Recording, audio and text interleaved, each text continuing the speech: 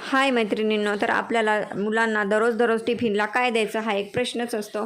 तर आज बघा मी रोस्टेड मखाना थोड्या वेगळ्या पद्धतीने बनवणार आहे. तर आपल्याला कढई गरम करायची आहे आणि त्याच्यामध्ये मखाना टाकायचा आहे आणि एकदम बारीक गॅसवर 7 ते 8 मिनिट चांगला भाजून घ्यायचा आहे.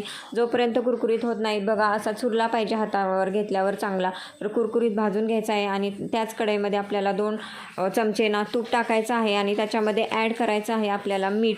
तर मीठ टाकायचं आहे चवीनुसार आणि त्याच्यामध्ये ॲड करायचे आहे ब्लॅक पेपर पावडर, म्हणजेच काळी मिरी पावडर, जी दुकानामध्ये अवेलेबल असते सहजच. तर 1 सेकंद ते हलवून घ्यायचं आहे आणि त्याच्यामध्ये लगेच आपल्याला मखाना जो आपण भाजून घेतला आहे तो त्याच्यामध्ये ॲड करायचा आहे आणि 2-3 मिनिट चांगला आपल्याला तो परतवून घ्यायचा आहे.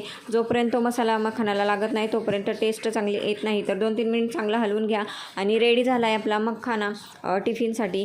तर तुम्ही पण ही रेसिपी नक्की ट्राय करू शकता. तर व्हिडिओ आवडला असेल तर नक्की लाईक करा आणि सबस्क्राईब करा आपल्या चॅनेलला.